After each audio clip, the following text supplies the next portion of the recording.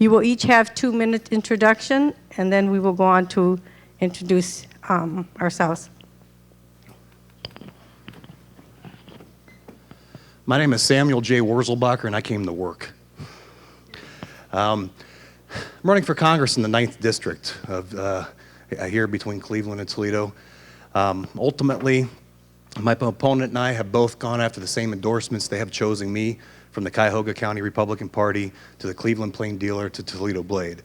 I've also received endorsements from the Lucas County Republican Party, the Free Press, personal endorsements of Andrew Breitbart, Phyllis Schlafly, Jim Tracus, Peter Corrigan, and Rich Hyatt. The question I want you guys to ask yourselves tonight and for the next 8 months is, do you vote for politicians as usual, or do you vote the man? My definition of a man is someone with integrity, honor, principles, courage, and ultimately conviction. The reason why I say conviction, I believe that conviction is the most important of these, is because without conviction, it's a bunch of smoke and mirrors, a bunch of political speak, a bunch of used car salesmen's talk. You have to have that conviction.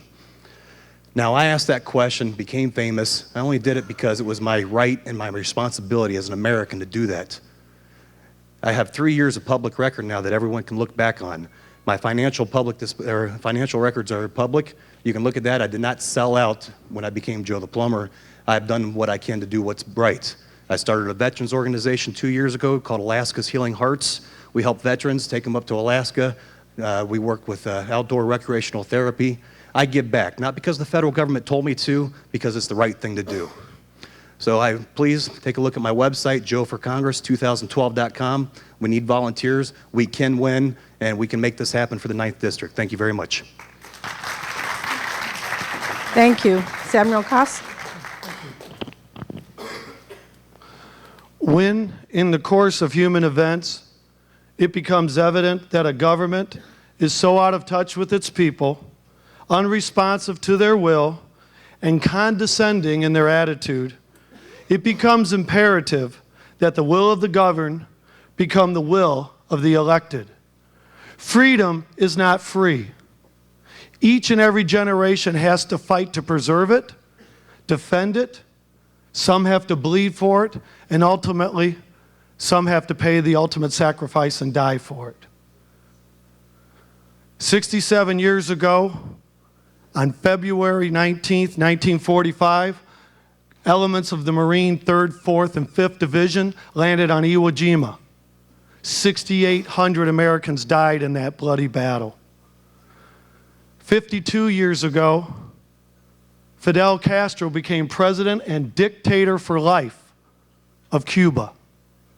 21 years ago, on February 23rd, 1991, I was ushered into a classified briefing where we were told that the ground war was going to start tomorrow, and all the mobile Scud launchers were not taken out, and that tomorrow Saddam Hussein was going to launch everything he had left. We withstood horrendous Scud attacks the next day, with the last one landing 250 yards from my position. And I bring this as a testament to that. Freedom is not free. I've been on the battlefield before. Today we have crony capitalism and career politicians that are throwing scuds at our Constitution, throwing scuds at our faith, our family, our White House, our way of life. Get me close to the scuds. On March the 6th, vote for Steve Krause, and together we can fight to bring back faith, family, and the American dream. Thank you very much. Thank you. Again, my name is Mary Santiago. I will be moderating this roundtable, and I will let my student introduce himself. Hello, my name is Taiwan Jackson. I'm 17, and I'm a senior at Lorain High School. Also a member of the Model United Nations team since I was a freshman. I plan on attending Ohio State in the fall, and I wish everyone good luck to all the candidates that speak today. So thank you.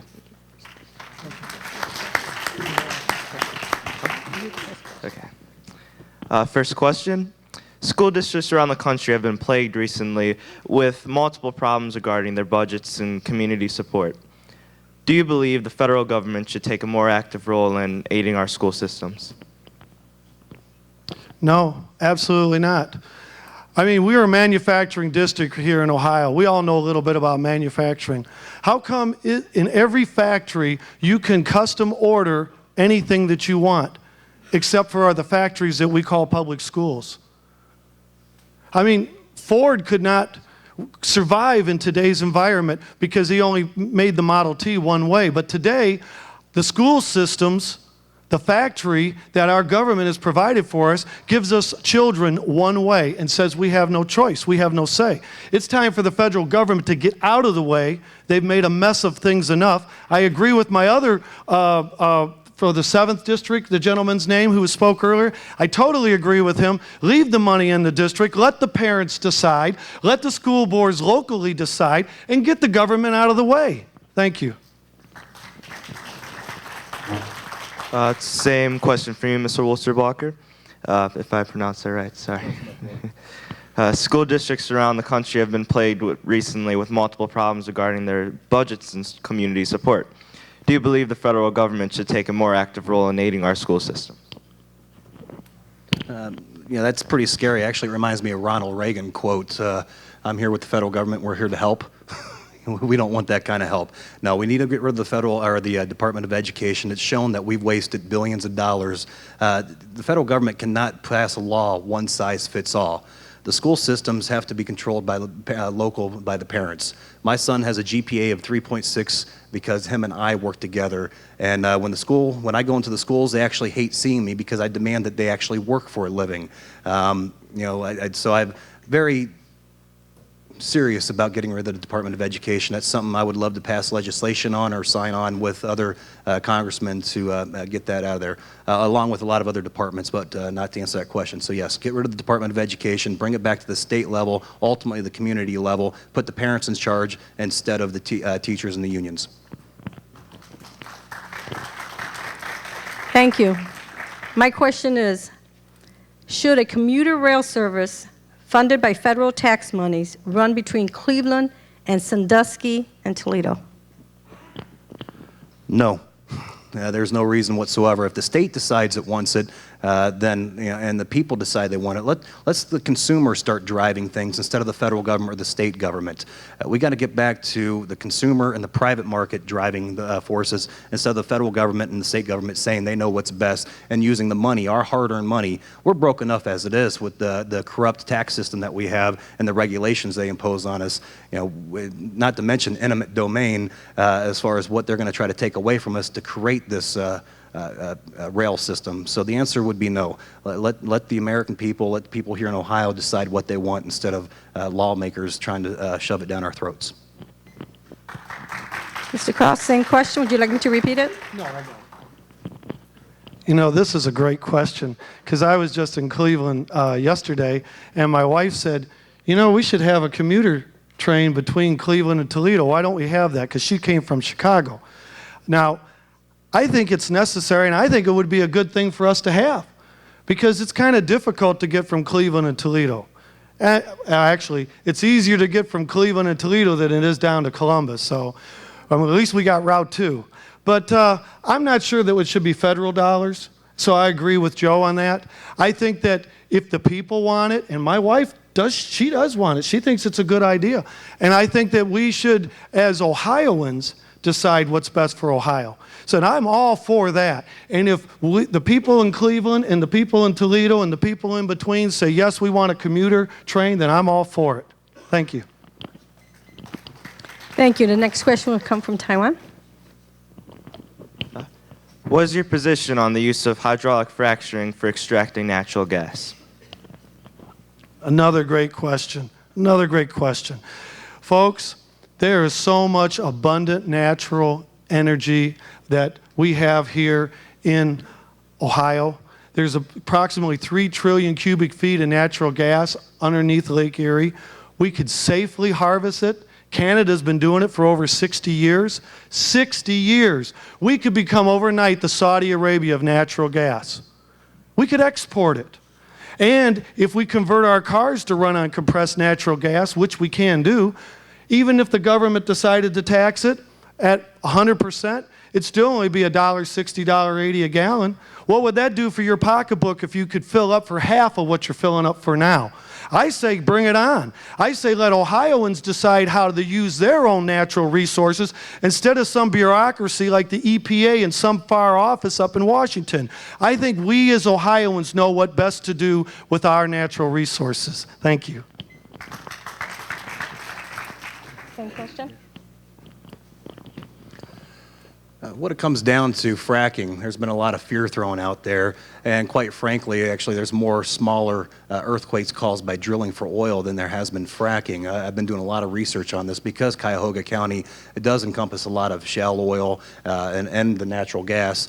We should be using it to create energy independence in this country. Not only that, but it would actually create, there was this article out there talking about creating up to 2 million jobs in the state of Ohio alone with the energy that is plentiful here in Ohio.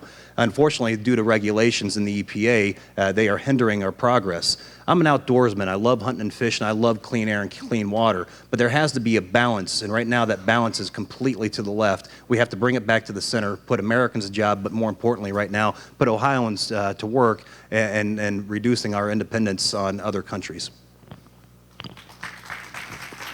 Thank you. And now we will conclude with 1 minute each.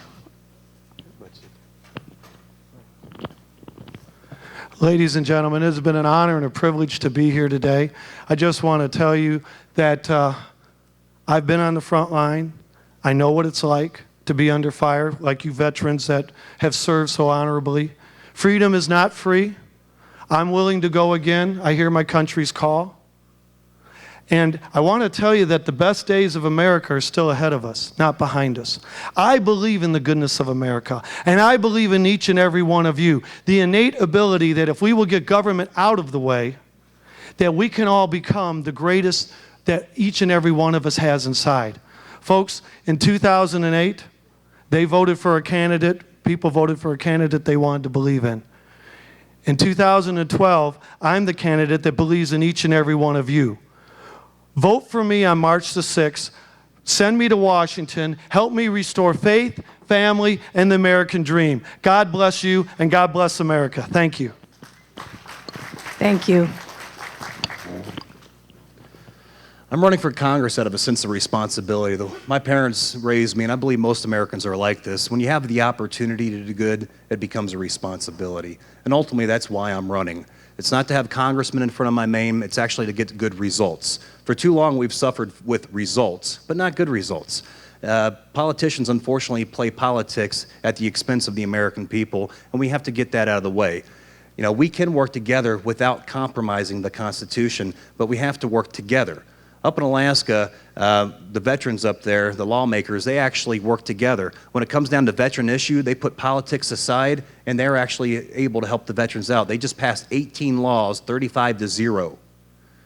It can be done. It's just a matter of taking politics out of there and working on behalf of America and no one else. And that's what I'm going to do. I'm going to go to Washington. I'm going to work on behalf of Americans. I cannot be bought. I will not sell out. Ultimately, you got to decide if you can trust my word on that and vote for me come March 6th. Please check out my website, joeforcongress2012.com, and I hope to see you guys February 24th at Herman Cain event here at the Don Umberly Civic Center at 1:30.